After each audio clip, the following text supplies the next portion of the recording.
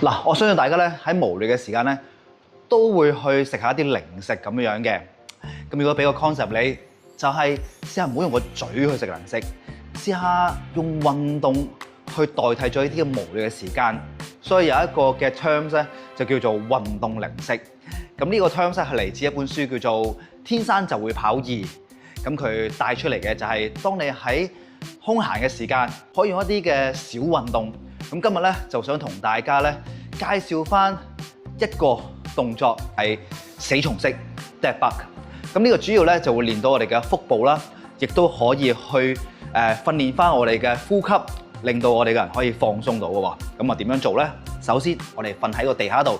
咁當然啦，有張氈就最好啦。如果冇氈好似我咁樣咧，你只要確保個地下咧係乾淨就 OK 㗎啦。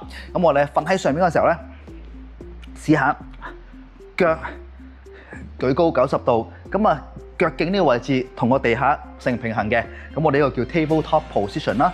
咁個 lower back 咧，即係個下背咧，就盡量貼實喺個地下度，腹鎖緊啦喎。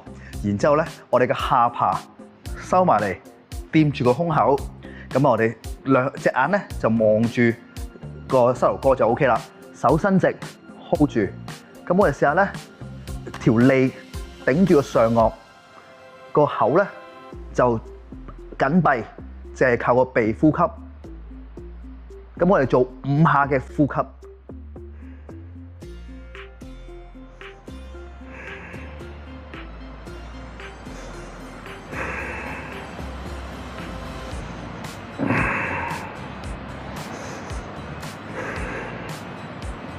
OK， 繼續放鬆，就係咁簡單，即係需要咧用你大概20至30秒嘅時間。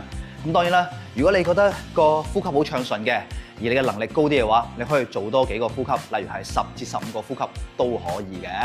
嗱，咁今日呢個死蟲式咧就介紹翻俾大家。之後落去咧，我每次咧都會再介紹一啲唔同嘅運動零食俾大家，等大家喺閒暇時間可以一齊做翻嘅。